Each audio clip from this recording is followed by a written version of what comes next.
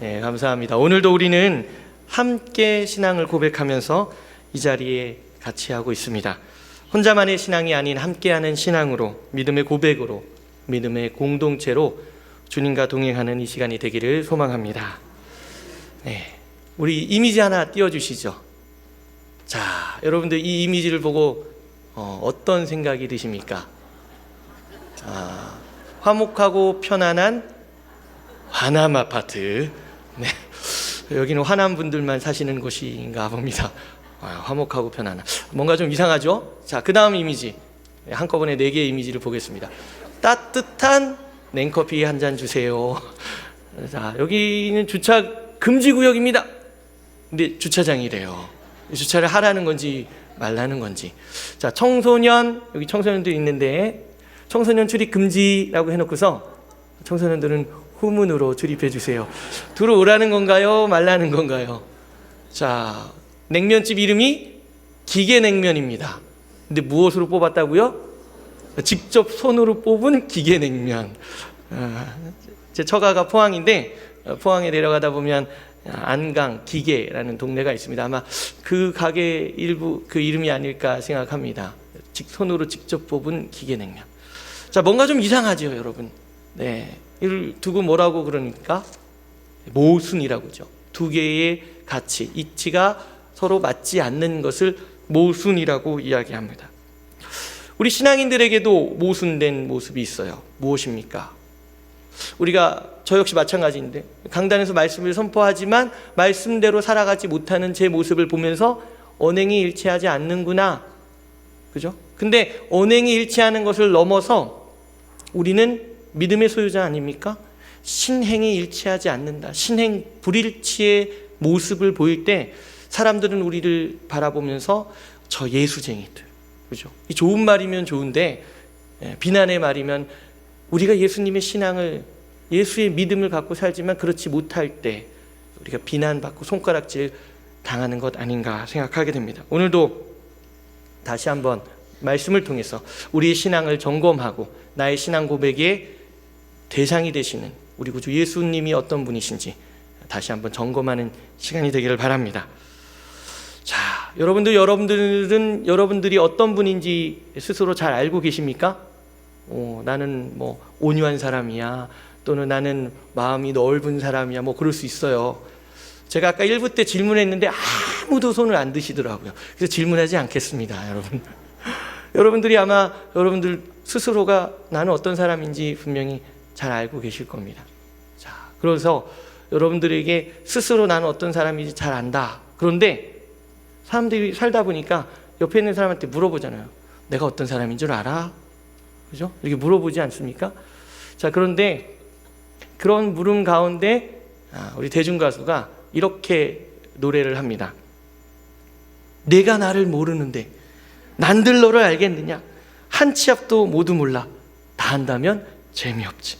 바람이 부는 날엔 바람으로, 비 오는 비에 젖어 사는 거지. 그런 거지. 네, 자, 웃으시는 분들은 연식이 있는 분들입니다. 김국환님의 타타타라는 곡이죠. 타타타. 내가 누군가에게 당신 나 알아? 그러는데 내가 나를 모르는데, 네 스스로도 모르는데 내가 너를 어떻게 알아? 그죠? 자, 오늘 말씀 여러분들 우리가 너무나 잘 아는 말씀입니다. 베드로의 신앙 고백. 우리 한번 암송해 볼까요?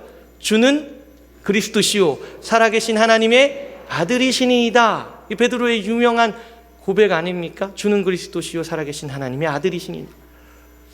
오늘 제목이 너희는 나를 누구라 하느냐 예수님이 물으시는입니다. 근데 이 물음에 내가 나를 모르는데 난들 너를 알겠느냐? 혹시 제자들 중에 이렇게 반응한 사람이 있었을까요? 없었겠죠. 없었지만 예수님이 제자들에게 또 사람들에게 너희가 나를 누구라 하느냐 그랬을 때 주는 그리스도시요 살아계신 하나님의 아들이시니이다 라고 했으면, 예수님이 만약에 인도 사람이었으면 타타타 했을 겁니다. 무슨 말이야? 타타타가 산스크리트어로 그래 그거야 라는 거예요. 예수님의 물음에 베드로가 이런 고백을 드렸다. 타타타. 그래, 그거야. 근데 과연 그럴까? 여러분들, 베드로의 고백은 마태복음, 마가복음, 누가복음에 등장합니다. 마태복음은 우리 아까 암송한 것처럼 주는 그리스도시요 살아계신 하나님의 아들이시니이다. 마가복음에서는 주는 그리스도시니이다. 누가복음에서는 하나님의 그리스도시니이다 라는 고백을 해요. 왜 조금씩 다를까? 여러분 놀라지 마십시오. 복음서는 예수님의 똑같은 모습을 증언하는 복음서 기록이 아니라 각기 다른 믿음의 공동체에서 마가 공동체, 마태 공동체, 누가 공동체, 요한 공동체에서 예수님이 어떤 분인가를 증언하기 위해 쓰였던 기록입니다. 특별히 마태, 마가, 누가는 함께 보는 관점, 그래서 공간 복음서라고 불립니다. 그럼에도 불구하고 그 공간 복음서에서도 조금씩 차이가 나타납니다. 오늘 이 베드로의 고백도 마찬가지입니다. 자, 세 개의 복음 속에 등장하는 베드로의 고백, 그럼 전혀 다른가? 그렇지 않습니다, 여러분. 세 개의 고백에 동일하게 등장하는 공통점, 단어가 있습니다. 그것이 무엇입니까? 자신이 없으시군요. 주는 그리스도시요 살아계신 하나님의 아들이시니이다. 주는 그리스도시니이다. 하나님의 그리스도시니이다. 자, 공통된 단어는 무엇일까요? 네, 손 들고 맞추셨으면 에제르 쿠폰 받아가실 수 있는데 아쉽습니다. 그리스도시니이다. 그리스도라는 그 단어죠. 그리스도, 어떤 의미입니까? 기름 부음 받은 자라는 뜻입니다. 우리 구약시대에 특별히 하나님의 사람, 하나님께서 인치시는 사람, 왕, 제사장, 선지자, 예언자들에게 그의 머리에 기름을 부어서 하나님의 사람이라는 것을 나타냈습니다.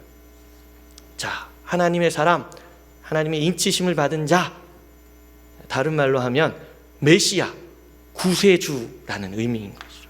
예수 그리스도, 예수라는 이름 자체가 자기 백성을 죄에서 구원할 자라는 의미입니다. 그리스도는 기름 부음 받은 자, 즉 구세주. 예수 그리스도는 그 이름 자체가 뜻하는 게 구원자라는 거예요. 그래서 우리는 예수님을 부를 때 구원자 예수 그리스도라고 부르게 되는 것입니다. 자, 공간복음, 마태, 마가, 누가의 특징이 각기 다릅니다. 그래서 마가복음에 어떤 특징이 있는가 잠깐 설명하고 가겠습니다. 마가복음은 여러분 16장까지 있는데 마가복음의 장면이 크게 세 개로 나뉩니다. 하나는 갈릴리와 그 주변 지역, 하나는 갈릴리에서 이제 떠나서 예루살렘으로 가시는 여정, 또 하나는 이제 예루살렘에서 마지막 공생의 삶을 마감하시면서 십자가에 달려 죽으시고 3일 만에 부활하신 예수님. 이렇게 세 장면으로 구성이 됩니다. 자, 또 한 가지, 마가복음에는 그 주제와 관련되어 있는 오늘도 너희는 나를 누구라 하느냐 물으시지만 중요한 질문이 세 가지가 있습니다. 첫 번째, 모든 것의 시작은 어떻게 되는가? 여러분들 마가복음 1장 1절, 하나님의 아들 예수 그리스도 복음의 시작이다 라고 말씀이 시작합니다. 하나님의 아들 예수 그리스도 복음의 시작이라. 세상이 어떻게 시작되었는가? 이 모든 것이 어떻게 시작되었는가? 여러분, 제가 제일 좋아하는 성경 구절이 무엇이라고요? 창세기 1장 1절. 왜 좋아합니까? 외우기 쉽잖아요. 성경책의 가장 첫 번째에 있는 말씀, 태초에 하나님이 천지를 창조하시니라. 이 말씀을 여러분 믿지 못하면 그 뒤에 있는 모든 말씀들은 다 의미가 없는 거예요. 창조주 하나님을 믿지 못하는 믿음 다 헛것입니다. 태초에 하나님이 천지를 창조하시니라. 마가복음, 하나님의 아들 예수 그리스도 복음의 시작이라. 모든 것의 시작이 어디에서 분명히 기원했는지를 밝히고 있습니다. 두 번째 질문이 바로 너희는 나를 누구라 하느냐? 예수 그리스도, 그분이 우리에게 어떤 분인지를 분명히 밝히고 있습니다. 그분은 그리스도시고 하나님의 아들이시고 십자가에 달려 우리의 모든 죄를 지고 돌아가신 분이다라는 것을 알려주는 질문이에요. 세 번째 질문은 무엇인가? 예수님의 너희는 나를 누구냐에 이어서 등장하는 질문이 바로 제자로 사는 것은 어떻게 사는 것인가? 예수님을 따른다는 것은 어떻게 사는 것인가? 그죠? 인자가 인자가 온 것은 섬김을 받으려 함이 아니라 도리어 섬기려 하고 자기 목숨을 많은 사람의 대속물로 주려 함이라. 벌써 예수님께서 마가복음에서 이 세 가지의 질문을 통해 우리에게 답을 주고 계신 것입니다. 특별히 마가복음은 길에서라는 단어가 굉장히 중요합니다. 호도스, 길이라는 단어. 예수 그리스도, 특별히 예수님의 삶에 있어서 오늘 두 번째 단락, 예루살렘으로 가는 여정, 이 길이라는 단어가 예수님의 고난, 십자가의 길, 희생의 길을 나타내고 있습니다. 자, 오늘 이제 본문 말씀으로 한번 들어가겠습니다. 27절, 28절입니다. 우리 함께 읽을까요? 시작. 예수와 제자들이 빌립보 가이사랴 여러 마을로 나가실새 길에서 제자들에게 물어 이르시되 사람들이 나를 누구라고 하느냐? 제자들이 여짜와 이르되 세례 요한이라 하고 더러는 엘리야 더러는 선지자 중에 하나라 하더이다. 아멘. 자, 이제 예수님께서 갈릴리와 그 주변 지역에서 많은 기적과 이사, 그 다음에 복음을 전하셨어요. 능력을 행하셨습니다. 그것을 제자들만 본 것이 아니라 예수님을 따르는 무리, 사람들도 함께 경험했죠. 자, 그리고 이제 예수님께서 가이사랴 빌립보 가이사랴라고 하는 동네로 가십니다.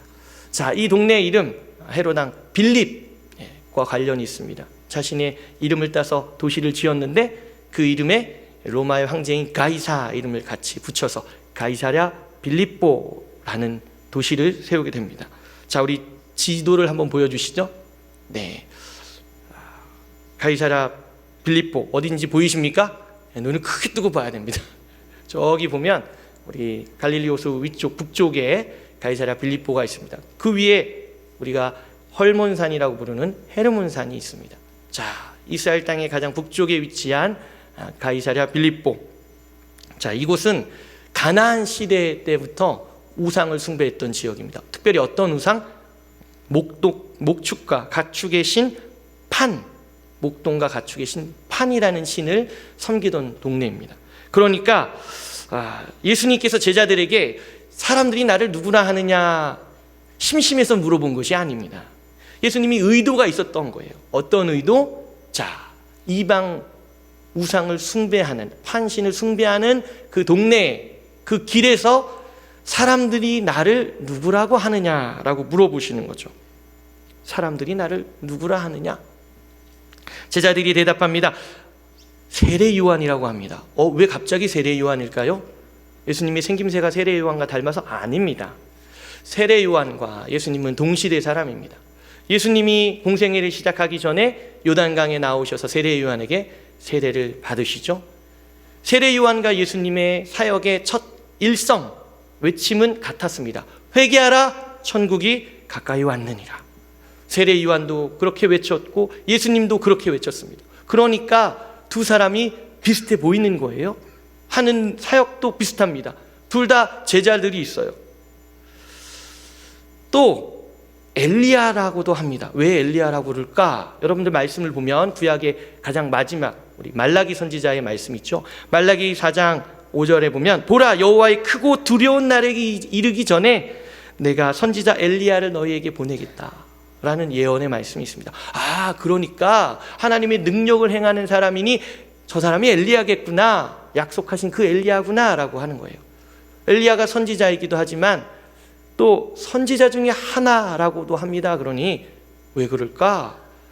예수님 스스로도 예수님이 배척당하실 때 선지자가 자기 고향과 자기 친척과 자기 집 외에는 존경을 받지 못함이 없느니라 라고 말씀하시면서 스스로를 선지자에 빗대어 말씀하셨다라고 하는 거죠. 그러니까 예수님은 세례 요한입니다. 예수님은 엘리야인가? 예수님은 선지자 중에 한 사람이구나, 이렇게 생각하게 되는 것이죠. 이에 대해서 보다 구체적인 또 언급이 있습니다. 우리 마가복음 우리 6장에 보면 세례 요한의 죽음을 언급하면서 이렇게 나옵니다. 제가 읽어드리겠습니다. 이에 예수의 이름이 드러난지라 헤롯 왕이 듣고 이르되 이는 세례 요한이 죽은 자 가운데서 살아났도다. 그러므로 이런 능력이 그 속에서 일어나느니라 하고, 어떤 이는 그가 엘리야라 하고 또 어떤 이는 그가 선지자니 선지자 중에 하나와 같다 하되, 헤롯은 듣고 이르되 내가 목벤 요한 그가 살아났다 하더라. 아멘. 세례 요한을 주인 헤롯왕, 근데 그가 예수님이 능력을 행하고 이적을 행하고 사람들이 병 고침을 받고 막 그 소문을 듣다 보니 내가 죽인 세례 요한이 다시 살아난 것 아닌가 라고 하면서 사람들의 이야기를 하는 거예요. 거기에도 세례 요한, 엘리야, 선지자 중에 하나라는 표현이 있습니다. 그러니까 사람들의 이런 예수님에 대한 평가, 예수님이 누구신가에 대한 답은 타당한 거죠. 사람들의 평가는 그런데 그러면 이제 예수님이 제자들에게 물어보십니다. 너희는 나를 누구라 하느냐? 이 물음에 베드로는 오늘 본문 말씀에서 주는 그리스도시니이다 라고 말합니다. 주는 그리스도시니이다. 목사님이 마태복음도 있고 마가복음도 있고 누가복음도 있는데 왜 하필 익숙한 마태복음이 아니라 마가복음을 선택했을까? 좀 이따 뒤에 그 이유를 설명해 드리겠습니다. 그리스도, 아까 말씀드렸죠. 기름 부음 받은 자, 하나님의 사람, 하나님이 인치신 사람, 메시아, 구세주. 자, 베드로가 예수님과 갈릴리와 그 주변 지역을 다니면서 함께 동고동락하며 예수님의 놀라운 능력을 행하는 걸 봤습니다. 이야, 저분은 분명히 하나님의 사람이야? 하나님께서 택한 사람이야? 혹시 메시아 아닐까? 여기서 생각하는 이 메시아, 유대인들이 그 당시 로마의 압제를 당하고 있었습니다. 그러니까 정치적으로 이제 로마의 압제를 벗어날 수 있는 방법, 우리는 힘이 없는데 유일한 방법은 메시아가 오는 거야. 근데 예수님이 메시아 아닌가? 그런데 주는 그리스도시니이다 라고 고백한 베드로의 고백 이후에 예수님께서 이 일을 아무에게도 알리지 말라라고 말씀하십니다. 예수님이 자기의 정체성, 그리스도라는 것을 알리지 말라라는 뜻이죠. 그리고서 이어서 예수님은 첫 번째로 자신의 고난당하실 것과 부활하실 것을 예고하십니다. 본문 31절 말씀입니다. 같이 읽을까요? 시작! 인자가 많은 고난을 받고 장로들과 대제사장들과 서기관들에게 버림받아 죽임을 당하고 사흘 만에 살아나야 할 것을 비로소 그들에게 가르치시되. 아멘. 예수님이 구세주 아닐까? 메시아 아닐까라고 하는 생각하는 그 순간 예수님이 갑자기 나 이제 죽으러 가. 베드로의 입장이 어떻겠습니까? 당황스럽죠. 뜬금없이 이게 무슨 말씀입니까? 자신이 머릿속으로 그렸던 상상했던 메시아 구세주의 모습이 아니라 뭐라고요? 죽으러 간다고요? 어딜 간다고요? 왜요? 32절에 보니까 베드로가 예수님께 항변한다라고 표현합니다. 예수님께 항변한 거예요. 제가 이 본문을 택한 이유가 바로 여기 있습니다. 마태, 마가, 누가복음 가운데 예수님이 항변하는 베드로를 향해서 이렇게 외치십니다. 33절 말씀입니다. 예수께서 돌이키사 제자들을 보시며 베드로를 꾸짖어 이르시되 사탄아 내 뒤로 물러가라. 내가 하나님의 일을 생각지 아니하고 도리어 사람의 일을 생각하는도다 하시고. 사탄아 내 뒤로 물러가라. 에? 주는 그리스도시요 살아계신 하나님의 아들이시다라고 고백했던 베드로, 주는 그리스도십니다, 하나님의 그리스도십니다라고 고백했는데 뭐라고요? 사탄아? 베드로의 성격이 좀 급하다고 우리가 알고 있지 않습니까?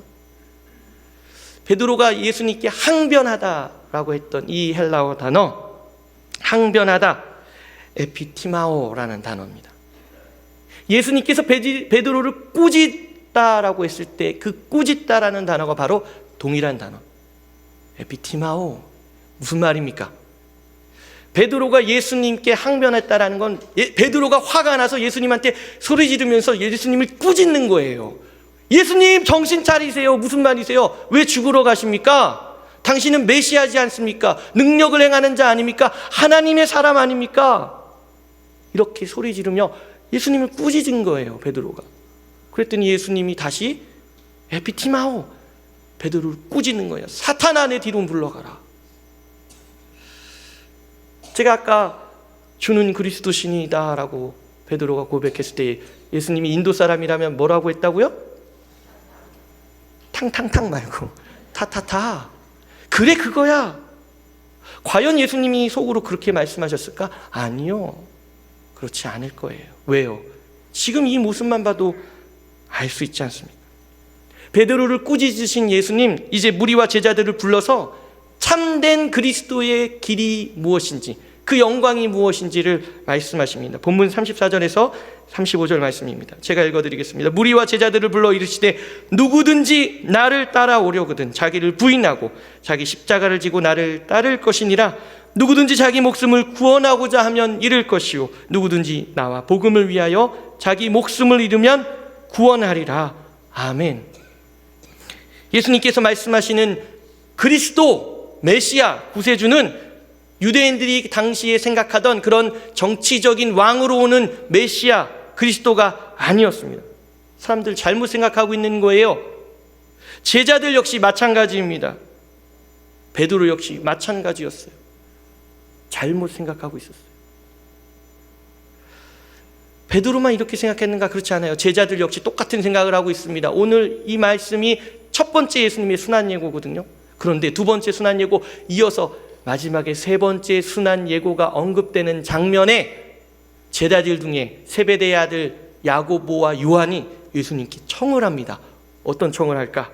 마가복음 10장 37절 말씀입니다. 여짜오되 주의 영광 중에서 우리를 하나는 주의 우편에 하나는 주의 좌편에, 그렇죠? 앉게 하여 주옵소서. 무슨 말씀이에요? 예수님께서 이제 십자가의 죽음의 길을 가려고 하는데, 십자가의 길을 걸으시려고 하는데, 골고다에서 십자가에서 못 박힐 때 주님, 저 야고보인데요, 저는 주님의 우편에, 주님, 저는 요한인데요, 저는 주님의 좌편에 못 박히겠습니다 라고 하는 걸까요? 아니에요. 첫 번째 순환 예고 때 주는 그리스도 신이다 라고 고백했던 베드로, 그런데 주님께서 전혀 다른 이야기를 하고 있는 베드로를 바라보면서 사탄아, 내 뒤로 물러가라, 그렇게 꾸짖으면서 말씀해 주셨는데, 여전히 세 번째 마지막 순환당한, 고난당할 것을 예언하는 가운데에서도 제자들이 깨닫지 못하고 있는 거예요. 세베대의 두 아들 야고보와 요한이 예수님께 이런 청을 했다고 하자 나머지 10명의 제자들이 보인 반응이 어떨까? 그들이 요한과 야고보에게 화를 냈다고 했습니다. 여러분, 십자가에 달려 하나는 우편에 하나는 좌편에 매달리는 게 소원입니다 라고 했으면 여러분, 나머지 10명의 제자가 화를 냈을까요? 아니요, 그렇지 않을 거예요. 그것이 십자가에 못 박히는 거면 화 안 냈을 겁니다. 그래 얼른 가. 우리 대신에 십자가에 3개가 있다고 하니까 주님, 너는 야고보, 너는 요한, 아마 이랬을 거예요. 또 화를 냈다는 것, 그것은 역시 제자들이 아직도 그리스도에 대한 의미를 깨닫지 못하고 있었다는 겁니다. 여러분, 제가 지난번 이 자리에서 설교할 때 여러분, 영광에서 영광으로 라고 말씀을 전했습니다. 여러분 기억나십니까? 네, 주차장에 다 떨어져 있겠죠. 그때 제가 여러분들에게 말씀드리면서 맛있는 소금에 대한 찬양을 말씀드렸습니다. 그때 그 찬양의 가사 중에 일부가 이렇습니다. 내가 믿기 편한 방식으로 자기 위한 예수님을 만들어내니 십자가에 못 박히신 예수님은 없네. 자기를 위한 예수님을 만들어내니 십자가에 못 박힌 예수님은 없네. 베드로와 제자들이 그리스도라고 고백했지만 그들의 그 고백 가운데 정말 그리스도의 영광, 그리스도의 길, 십자가의 길이 있는가? 없었습니다. 마가복음에서는 제가 아까 말씀드린 것처럼 길에서, 길이라는 단어가 굉장히 중요합니다. 그 길이라는 건 다른 길이 아니에요. 황금의 길이 펼쳐지는 것이 아닙니다. 예루살렘 왕궁으로 가는 길이 펼쳐지는 것이 아니에요. 십자가의 길, 고난의 길, 희생의 길을 뜻하는 것입니다. 왜 그럼 유대인들이 이렇게 생각하는가? 말씀을 통해 우리가 보면 그들이 정말 잘못 생각하고 있다는 것을 깨닫게 됩니다. 우리 이사야 선지자, 그가 고난받는 종에 대해서 이렇게 노래합니다. 이사야서 53장 4절에서 5절 말씀입니다. 우리 같이 읽을까요? 시작. 그는 실로 우리의 질고를 지고 우리의 슬픔을 당하였거늘 우리는 생각하기를 그는 징벌을 받아 하나님께 맞으며 고난을 당한다 하였노라. 그가 찔림은 우리의 허물 때문이요 그가 상함은 우리의 죄악 때문이라. 그가 징계를 받음으로 우리는 평화를 누리고 그가 채찍에 맞음으로 우리는 나음을 받았도다. 아멘. 이미 이사야 예언자를 통해서, 선지자를 통해서 그리스도가 어떤 길을 걷게 될 것인지를 예언해 주셨어요. 그런데 유대인들이 자기들이 원하는 바, 자기들이 편한 대로, 지금 자기들이 필요한 대로 그리스도, 메시아를 생각하면서 하나님의 능력을 행하는 예수님의 모습을 보면서 다른 마음을 품었던 겁니다. 하나님의 관점이 아닌 사람의 관점으로 그리스도를 해석하고 바라봤다는 것이죠. 하나님의 뜻을 이루는 그리스도의 길은 사람들과 제자들의 생각과는 다른 길이었습니다. 사랑하는 성도 여러분, 여러분들에게 예수 그리스도는 어떤 분입니까? 어떤 의미가 있으십니까? 오늘 말씀의 제목, 너희는 나를 누구라 하느냐? 이 제목을 다른 말로 바꿔보면 예수님은 누구신가입니다. 여러분에게 예수님은 누구십니까? 예수님이 누구신가? 이 제목, 여러분 찬송가에도 동일한 제목의 찬송가가 있습니다. 찬송가 96장입니다. 예수님은 누구신가? 이 찬송가를 지은 작사가가 민노아 선교사라는 분입니다. 우리 충청도 장로교 선교의 아버지 민노아 선교사 프레드릭 밀러, 1892년 그의 사랑하는 아내 안나와 함께 한국 조선 땅을 밟았습니다. 그는 수많은 선교의 현장에 있었습니다. 특별히 충청도에 마음을 두고 이곳에 1900년에 내려와서 복음을 전했습니다. 우리 찬송가에는 그가 쓴 찬송가 5곡이 지금 수록되어 있는데요. 96장 예수님은 누구신가, 204장 주의 말씀을 듣고서, 427장 맘 가난한 사람, 451장 예수 영광 버리사, 588장 공준 나는 새를 보라. 이 곡들이 다 민노아 선교사의 작사곡입니다. 자, 민노아 선교사 찬송가 96장 예수님은 누구신가, 이것을 지을 때 배경이 있어요. 가슴 아픈 배경이 있습니다. 1892년에 아내와 함께 땅끝까지 복음을 전하라는 주님의 말씀, 명령을 가슴에 품고 조선 땅을 밟았습니다. 그런데 이 가정에 아이가 없었어요. 6년 동안 아이가 없었는데 6년 만에 임신하게 됩니다. 6년 만에 임신해서 10달을 잘 품고 아이를 낳습니다. 프랭크 밀러. 근데 이 첫째 아들 10개월 만에 풍토병과 병균으로 인해서 세상을 떠납니다. 선교사 부부가 양화진에 이 아들을 묻고 내려올 때 얼마나 그 마음이 슬펐을까. 첫째 아이를 잃은 지 아픔이 이제 가실 때쯤 됐을 때 또 은혜를 주셔서 둘째 아이를 임신합니다. 그리고 아이를 낳습니다. 프랭크 밀러. 근데 이 둘째 아들, 이번에는 단 하루 만에 하나님께서 걷어가십니다. 둘째 아이를 잃고 아픔을 당한 지 1년 만에 그의 아내 안나 선교사도 주님 품으로 가게 됩니다. 조선 땅에서 두 아들과 아내를 잃어버린 이 모든 상황을 지켜본 조선인들이 민노아 선교사에게 묻습니다. 도대체 당신이 전하는 예수가 누구기에 당신을 이렇게 힘들게 합니까? 어찌 보면 조롱 반, 위로 반 전하는 그 물음에 민노아 선교사님께서 답을 대신하면서 지은 게 바로 찬송가 96장입니다. 가사를 띄워주시죠.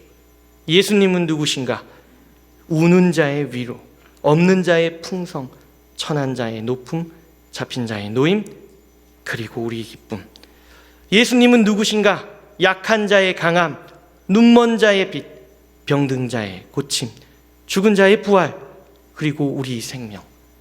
예수님은 누구신가? 추한 자의 정함, 죽을 자의 생명, 죄인들의 중보, 멸망자의 구원, 그리고 우리 평화. 예수님은 누구신가? 교회의 머리, 온 세상의 구주, 모든 왕의 왕, 심판하실 주님, 그리고 우리 영광. 그는 이렇게 예수님이 어떤 분이신지, 어떤 의미인지 20가지로 쓰면서 자신의 답을 대신했습니다. 자신의 슬픈 감정이나 어려움을 참아보거나 해명하기보다 예수님이 어떤 분이신지 있는 그대로, 그가 느끼는 대로, 그가 지금 왜 이 조선 땅에 와서 복음을 전하며 두 아들과 아내를 잃어버리는지, 그것까지도 하나님의 손에 맡기는지 그는 이렇게 답을 하고 있는 것입니다.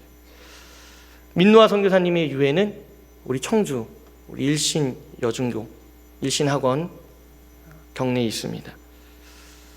그의 묘비에 이렇게 적혀 있습니다. 예수교회 45년 동안 선교함. 그리고 그 옆에 주 예수는 길이요 진리요 생명이다 라고 적혀 있습니다. 예수님께서 그리스도라고 고백하는 것, 그의 길을 함께 걷는 것, 이 땅에 오신 예수님의 분명한 이유를 깨닫고 가슴에 새기며 주님을 닮아가는 모습, 그것이 예수 그리스도를 그리스도라고 고백하는 믿음 안에 있는 것입니다. 저는 이제 여러분들에게 묻습니다. 예수님께서 여러분들에게 오늘 이 시간에도 묻고 계십니다. 너희는 나를 누구라 하느냐? 기도하겠습니다.